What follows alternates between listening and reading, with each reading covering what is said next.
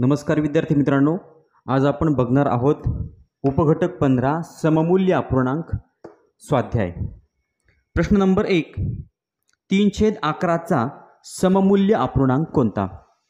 विद्यार्थी मित्रांनो, सममूल्य अपूर्णांक म्हणजे काय? दिलेल्या अपूर्णांकाच्या अंशाला किंवा छेदाला शून्येतर संख्येने गुणणे किंवा भागणे म्हणजे आपल्याला दिलेल्या अपूर्णांकाशी सममूल्य असणारा अपूर्णांक मिळतो। मग आपल्याला 3/11चा सममूल्य अपूर्णांक शोधायचा आहे। पर्याय क्रमांक 1 चा जर आपण विचार केला तर 6/11 म्हणजे 3/11ला जर आपण मित्रांनो 2 ने गुणलं तर किती येणार? 3 दुणे 6 म्हणजे आता अंशाला 2 ने गुणल्यानंतर 6 येतं। मग छेदाला जर आपण 2 ने गुणलं तर 22 यायला पाहिजे, मग 6/22 पाहिजे म्हणजे पर्याय क्रमांक 1 आहे चुकीचा। आता पर्याय क्रमांक आपण 2 घेतला, दिलेला अपूर्णांक आहे 3/11। मग 3/11ला मित्रांनो 60/220 कसं आलंय तर 3/11ला जर आपण 20 ने गुणलं, बघा अंशाला 20 ने गुणलं आणि छेदाला पण आपण 20 ने गुणूया, तर 20 त्रिक 60 आणि 20 गुणिले जर 11 केलं तर मित्रांनो आपल्याला उत्तर मिळेल 220। म्हणजे 3/11 या अपूर्णांकाला जर आपण अंशाला 20 ने गुणलं आणि छेदाला सुद्धा 20 ने गुणलं तर मिळणारा अपूर्णांक आहे 60/220 म्हणजे पहिल्या प्रश्नाचं उत्तर आहे पर्याय क्रमांक 2। 3/11शी सममूल्य असणारा अपूर्णांक आहे 60/220। प्रश्न नंबर 2, 95/133चा अंश 5 असलेला सममूल्य अपूर्णांक कोणता? 95/133 हा अपूर्णांक आहे आणि या अपूर्णांकाशी सममूल्य असणारा अपूर्णांक आपल्याला शोधायचा आहे, पण जो सममूल्य अपूर्णांक असेल त्याचा अंश 5 असायला पाहिजे। मग मित्रांनो 95ला या ठिकाणी कोणत्या संख्येनं आपल्याला गुणल्यानंतर अंश 5 येईल? तर 95ला जर मित्रांनो आपण कुठल्याही संख्येनं गुणलं, शून्य तर कोणत्याही संख्येनं गुणलं तर येणारी संख्या त्यापेक्षा मोठी असेल म्हणजे अंश 5 येणार नाही। मग आपण भाग देऊन बघूया, तर मित्रांनो आपल्याला भाग द्यावा लागेल। 95ला जर आपण 19 ने भाग दिलं तर 19 5 95 म्हणजे अंश या ठिकाणी आपल्याला बरोबर 5 मिळतो। म्हणजे अंशाला आपण 19 ने भाग दिला तर मग छेदाला सुद्धा 19 ने भाग देणार। 133ला जर आपण 19 ने भाग दिला तर 19 7 133 म्हणजे 7, 5/7। बघा 95ला 19 ने भाग दिला, अंश 5 मिळाला, आपल्याला अंश 5 पाहिजे होता। मग 133ला सुद्धा आपण 19 ने भाग देणार, आपल्याला छेद मिळाला 7 म्हणजे 5/7। 95/133शी सममूल्य असणारा अपूर्णांक आहे 5/7 म्हणजे दुसऱ्या प्रश्नाचं उत्तर आहे पर्याय क्रमांक 1। प्रश्न नंबर 3, कंसामध्ये 3/4 अधिक 5/6 अधिक 5/8 बरोबर किती? मित्रांनो आपल्याला या अपूर्णांकाची बेरीज करायची आहे।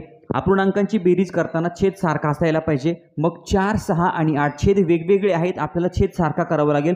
मग छेद आपण किती घेऊ शकतो? या तीनही संख्या कोणत्या संख्येच्या पटीतील आहेत? तर मित्रांनो आपल्याला काय करायचं आहे, 4, 6 आणि 8 या संख्येच्या पटीतील लहानात लहान सामायिक संख्या कोणती आहे? म्हणजे 4च्या पटीतल्या संख्या, 6च्या पटीतल्या संख्या, 8च्या पटीतल्या संख्या, पण यामध्ये तिघांच्याही पटीमध्ये आहे अशी लहानात लहान संख्या कोणती आहे? तर मित्रांनो ती आहे 24। बघा 4च्या पाढ्यामध्ये 24 आहे किंवा 4च्या पटीत 24 आहे, 6च्या पटीत 24 आहे आणि 8च्या पटीत सुद्धा 24 आहे, म्हणजे आपल्याला छेद करायचा आहे 24। मग आता 4ला कितीने गुणावं लागेल? 4 पंचे 20, 4 सख 24, छेदाला 6 ने गुणलं म्हणजे अंशाला पण 6 ने गुणणार। मग 6ला आता 6चा छेद आपल्याला 24 करायचा आहे, 6 त्रिक 18, 6 चोक 24, 6 चोक 24, छेदाला 4 ने मग अंशाला सुद्धा 4 ने, पुन्हा 8 1 8, 8 2 16, 8 त्रिक 24। मग आता आपल्याला नवीन अपूर्णांक कोणता मिळतोय? तर मित्रांनो 3 सख 18, 18 4 सख 24 अधिक 5 चोक 20, 6 चोक 24, 5 त्रिक 15 आणि 8 त्रिक 24। आता छेद सारखा झालेला आहे, छेद सारखा झाल्यानंतर काय करणार? फक्त अंशाची बेरीज होणार, म्हणजे 18 अधिक 20 अधिक 15/24। आता मित्रांनो ही बेरीज किती येते? तर या ठिकाणी बघा 18 अधिक 20 अधिक 15, 8 आणि 5 13, हातचा आला 1 3, 1 आणि 1 2, 2 2 4 आणि 1 5 53। मग 53/24 24. आता पर्यायामध्ये आपल्याला 53/24 कुठं दिसतंय का? या 3 अपूर्णांकांची बेरीज झाली 53/24. असं उत्तर कुठंच नाहीये. तर मित्रांनो आपण काय करणार? पुन्हा या अपूर्णांकांचा भागाकार करणार. बघा आता या ठिकाणी 53 भागिले आपण करणार 24. 24 दुणे 48. मग या ठिकाणी 13तनं 8 गेले, खाली राहिले 5, या ठिकाणी 0. मित्रांनो आपण हा भागाकार पूर्ण केलाय. आता हा भागाकार पूर्ण केल्यानंतर काय करायचं? या ठिकाणी 2 हा जो आपल्याला संख्या मिळालेली आहे ती आहे पूर्ण म्हणजे 2. त्यानंतर बाकी जी आहे बाकी आपण या ठिकाणी अंशस्थानी लिहिणार आणि जो भाजक आहे म्हणजे 24 ही संख्या आपण छेदस्थानी लिहिणार. म्हणजे मित्रांनो आपल्याला पूर्णांकयुक्त अपूर्णांक मिळालेला आहे 2.5/24. बघा 53/24 ही 3 अपूर्णांकांची बेरीज झाली म्हणजे अंशाधिक अपूर्णांकावरून आपण काय केलं? पूर्णांकयुक्त अपूर्णांक तयार केला. 2.5/24 असा अपूर्णांक आपल्याला मिळेल मित्रांनो. मग तिसऱ्या प्रश्नाचं उत्तर आहे पर्याय क्रमांक 4 2.5/24 म्हणजे या ठिकाणी तिसऱ्या प्रश्नाचं उत्तर आपल्याला मिळालेलं आहे. प्रश्न नंबर 4 सोबत दिलेल्या आकृतीतील पुढीलपैकी कोणता अपूर्णांक रेखांकित न केलेल्या भागाचा सममूल्य अपूर्णांक दर्शवत नाही? बघा रेखांकित न केलेल्या भागाचा सममूल्य अपूर्णांक दर्शवत नाही असा अपूर्णांक आपल्याला शोधायचा आहे. मित्रांनो जी आकृती दिलेली आहे त्या आकृतीचे एकूण समान 6 भाग आहेत. बघा 1 2 3 4 5 आणि 6 एकूण भाग आपण छेदस्थानी लिहितो. त्यातले रेखांकित न केलेले म्हणजे ज्या भागांना रंग दिलेला नाहीये किंवा जे भाग रेखांकित केलेले नाहीयेत असे भाग आहेत 4. म्हणजे रेखांकित न केलेला अपूर्णांक किती आहे? 4/6. मग आता 4/6शी सममूल्य नाहीये असा अपूर्णांक आपल्याला शोधायचा आहे. मग आता आपण पर्याय क्रमांक 1 जर घेतला तर पर्याय क्रमांक काय आहे? 4/6. म्हणजे आता थोडक्यात कोणत्याही अपूर्णांकाच्या अंशाला किंवा छेदाला आपण शून्येतर संख्येने गुणलं किंवा भागलं तर दिलेल्या अपूर्णांकाशी आपल्याला सममूल्य अपूर्णांक मिळतो. म्हणजे पर्याय क्रमांक 1ला जर आपण मित्रांनो 1ने गुणलं किंवा 1ने या ठिकाणी भागलं तर आपल्याला उत्तर बरोबर मिळणार. 4/6 हा 4/6शी सममूल्य अपूर्णांक आहे. 4 × 1 या ठिकाणी आपल्याला मिळेल 4. 6 × 1 6.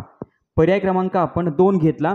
आता 2/3 बघा 4ला जर आपण किंवा 2/3 जर म्हटलं तर 2ला जर आपण या ठिकाणी 2ने गुणलं आणि 3ला पण 2ने गुणलं तर 2 दुणे 4 3 दुणे 6 म्हणजे 4/6शी 2/3 हा अपूर्णांक सममूल्य आहे. म्हणजे पर्याय क्रमांक 2 सुद्धा या ठिकाणी मित्रांनो आपलं उत्तर नाही आहे. पर्याय क्रमांक 3 घेणार आपण 1/3.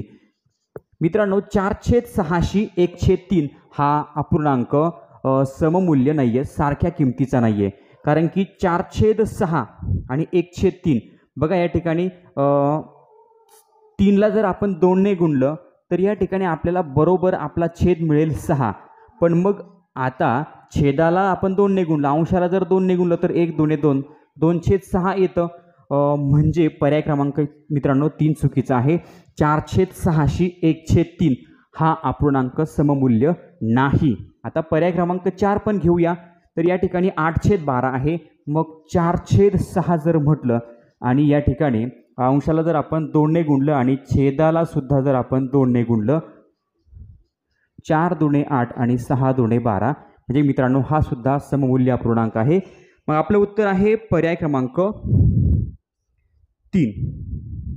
प्रश्न नंबर 5 5/12 बरोबर 40/चौकट तर चौकट बरोबर किती? मित्रांनो 5/12 हा जो अपूर्णांक आहे या अपूर्णांकाशी सममूल्य असणारा अपूर्णांक आपल्याला समोर दिसतोय. पण या ठिकाणी चौकटीच्या जागेवर कोणता अंक येणार? तर 5 वरून मित्रांनो हे 40 कसे आले? या अपूर्णांकाचा अंश 5 आहे. मग सममूल्य अपूर्णांकाचा अंश 40 आलेला आहे. तर हा 40 कसा आलाय? तर मित्रांनो 5ने काय करावं लागेल आपल्याला? 8 या संख्येला गुणावं लागेल. 5×8 40. मग 12ने सुद्धा आपण 12ला सुद्धा 8ने गुणणार म्हणजे अंशाला आपण 8ने गुणलं, छेदाला सुद्धा 8ने गुणणार.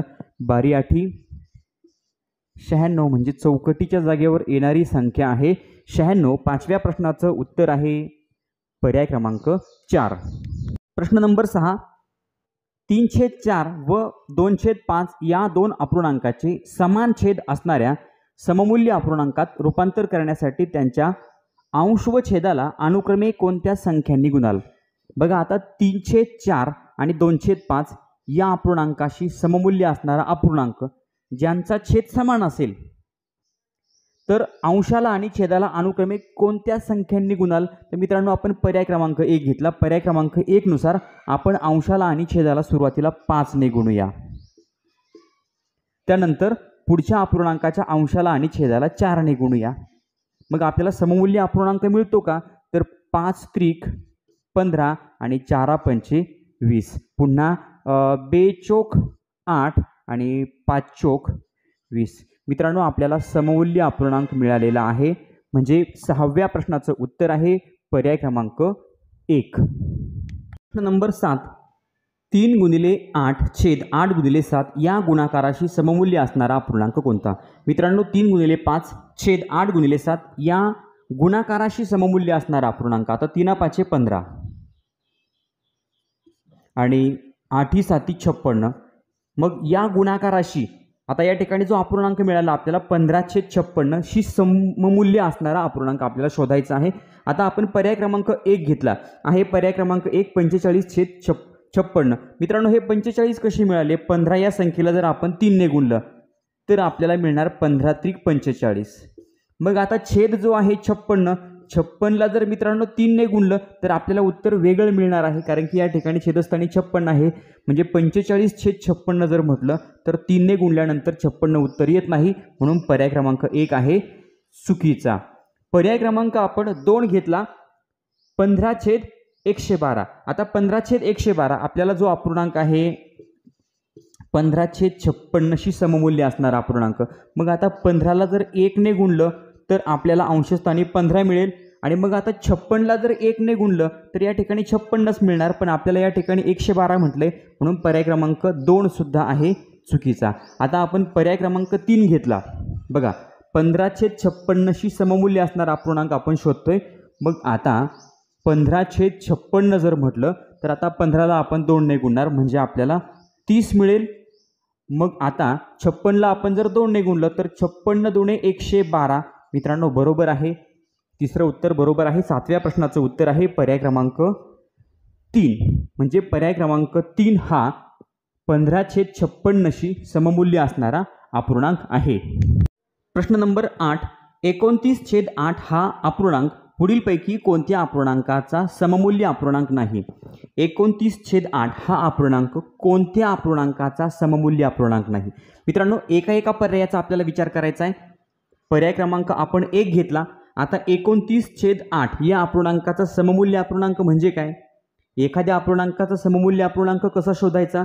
तर दिलेल्या अपूर्णांकाला जर शून्येतर संख्येने गुणलं किंवा भागलं तर मिळणारा अपूर्णांक हा दिलेल्या अपूर्णांकाशी सममूल्य असणारा अपूर्णांक असतो. मग आता पर्याय क्रमांक 1 मध्ये काय करणार मित्रांनो?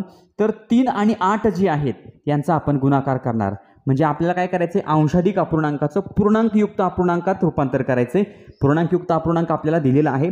आता पूर्णांकयुक्त अपूर्णांकाचं अंशाधिक अपूर्णांकात रूपांतर करायचं. म्हणजे 3 गुणिले 8 अधिक 5 छेद 8. 3 8 24. 24 आणि 5 29. 29/8. म्हणजे मित्रांनो पर्याय क्रमांक 1 आहे सममूल्य अपूर्णांक. पर्याय क्रमांक आपण पुन्हा 2 घेणार. 58/16. म्हणजे मित्रांनो बरोबर आहे. 29/8 या अपूर्णांकाशी सममूल्य अपूर्णांक तो कसा आहे? तर आपण गुणिले 2 करणार. म्हणजे अंशाला 2 ने गुणणार, छेदाला 2 ने गुणणार. 29 दुणे 58 आणि 8 दुणे 16. पर्याय क्रमांक 2 सुद्धा बरोबर आहे. पर्याय क्रमांक 3 आहे 3.6/8. पुन्हा आता काय करणार आपण? पूर्णांकयुक्त अपूर्णांकाचं अंशाधिक अपूर्णांकात रूपांतर करणार. म्हणजे 3 गुणिले 8 अधिक 6 छेद 8. बघा आता 8 त्रिक 24. 24 आणि 6 झाले 30. 30/8. मित्रांनो आपल्याला दिलेला अपूर्णांक आहे 29/8. आपलं उत्तर आलंय 30/8. म्हणजे पर्याय क्रमांक 3 चुकीचा आहे. मित्रांनो आपल्याला उत्तर मिळालेलं आहे.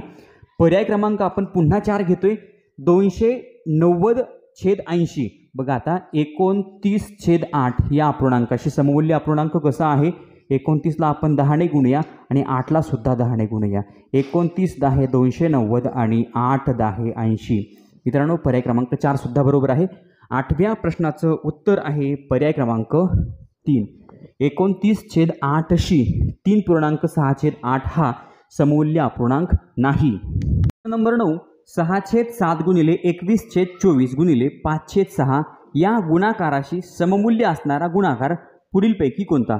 मित्रांनो, या गुणाकाराशी सममूल्य असणारा गुणाकार आपल्याला शोधायचा आहे.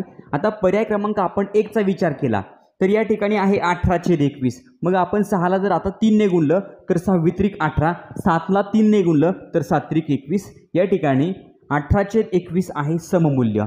मग आता 21/24, 21ला आपण 1 ने गुणलं, 24ला 1 ने गुणलं, हे सुद्धा बरोबर येतं. मग आता 5/6 म्हणजे 5ला जर मित्रांनो आपण या ठिकाणी कोणत्या संख्येने गुणल्यानंतर 12 येतं? मित्रांनो, 5ने कोणत्याही संख्येला गुणल्यानंतर उत्तर 12 येत नाही. मग आता 6ने या ठिकाणी 3ला गुणलं तर 6×18 बरोबर येतं. पण 12/18 हा सममूल्य अपूर्णांक नाही, म्हणजे पर्याय क्रमांक 1 आहे चुकीचा. आता आपण पर्याय क्रमांक 2 घेतला. बघा, आपल्याला या गुणाकाराशी सममूल्य असणारा गुणाकार शोधायचा आहे. 6ला 1 ने गुणलं, 7ला 1 ने गुणलं म्हणजे 6/7 बरोबर. आता 7ला 3 ने गुणलं 7×21, 8ला 3 ने गुणलं 8×24 म्हणजे दुसरा अपूर्णांक किंवा दुसरा गुणाकार सुद्धा या ठिकाणी बरोबर आहे. मग आता पुन्हा 5ला आपण 2 ने गुणलं, 5×2 = 10, 6ला 2 ने गुणलं, 6×2 = 12. मित्रांनो, उत्तर आहे पर्याय क्रमांक 2. 9व्या प्रश्नाचं उत्तर आहे पर्याय क्रमांक 2. नंबर 10, पुढीलपैकी कोणता अपूर्णांक रेखांकित अपूर्णांकाचा सममूल्य अपूर्णांक दर्शवतो? मित्रांनो, 10व्या प्रश्नामध्ये आकृती दिलेली आहे. ज्या आकृतीमध्ये एकूण 1, 2, 3, 4 आणि 4, 8 आकृतीचे एकूण समान 8 भाग केलेले आहेत, जे आपण छेदस्थानी लिहिले. आणि त्यातला रेखांकित जो भाग आहे 3 भागांना या ठिकाणी रेखांकित केलेला आहे, म्हणजे आपल्याला अपूर्णांक मिळाला 3/8. मग या अपूर्णांकाशी सममूल्य असणारा अपूर्णांक कोणता? तर मित्रांनो, पर्याय क्रमांक आपण 1चा जर विचार केला तर 33/88 आहे. मग 3 या संख्येला जर आपण 11ने गुणलं आणि पुन्हा 8 या संख्येला जर 11ने गुणलं तर 11×33 आणि 11×8 = 88. मित्रांनो, 33/88 हा 3/8 या अपूर्णांकाशी सममूल्य असणारा अपूर्णांक आहे. म्हणजे 10व्या प्रश्नाचं उत्तर आहे पर्याय क्रमांक 1. प्रश्न नंबर 11, 312/1009 अधिक 706/2018 अधिक 344/1009 बरोबर किती? मित्रांनो, 3 अपूर्णांक दिलेले आहेत, यांची करायची आहे बेरीज. अपूर्णांकाची बेरीज करण्यासाठी छेद समान असायला पाहिजे. मग या ठिकाणी मित्रांनो आपण जर बघितलं 1009, 2018, 1009 म्हणजे 2018 हा छेद होऊ शकतो. म्हणजे 1009ला आपल्याला 2 ने गुणावं लागेल. छेदाला 2 ने गुणलं, अंशाला पण 2 ने गुणणार. आता 2018 ऑलरेडी या ठिकाणी आहे, या ठिकाणी गुणण्याची आवश्यकता नाही आहे. गुणायचंच असेल तर छेदाला 1 ने गुणा आणि अंशाला पण 1 ने गुणा. मग पुन्हा 1009चे आपल्याला 2018 करायचे, म्हणजे पुन्हा 2 ने गुणावं लागेल. छेदाला 2 ने गुणलं, अंशाला पण 2 ने गुणा.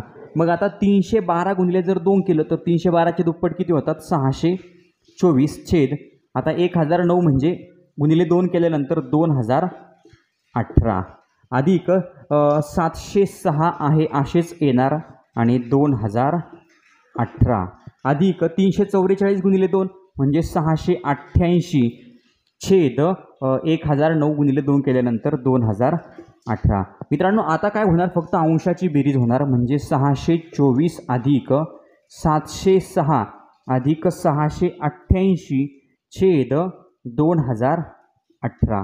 तर मित्रांनो, आपण बेरीज करूया. 624 अधिक 706 अधिक 688, 4 आणि 6 10, 10 आणि 8 18, हातचा आला 1, 1 आणि 2 3, 3 आणि 8 11, हातचा आला 1, 6 1 आणि 6 7, 7 1 7, 7 2 14, 14 आणि 6 झाले 20. मित्रांनो, बेरीज झाली 2018, म्हणजे 2018 छेद 2018 असा पर्याय आहे का? तर मित्रांनो, पर्याय आहे पर्याय क्रमांक 4. 11व्या प्रश्नाचं उत्तर आहे पर्याय क्रमांक 4. विद्यार्थी मित्रांनो, या ठिकाणी सममूल्य अपूर्णांक या उपघटकावरील स्वाध्याय या ठिकाणी संपलेला आहे. पुढचा स्वाध्याय आपण पुढच्या व्हिडिओच्या माध्यमातून बघणार आहोत. मित्रांनो, चॅनलवर नवीन असाल तर चॅनल सबस्क्राईब करा. व्हिडिओ आवडला तर लाईक करा, कमेंट करून कळवा आणि आपल्या मित्रांना व्हिडिओ शेअर करायला विसरू नका. धन्यवाद.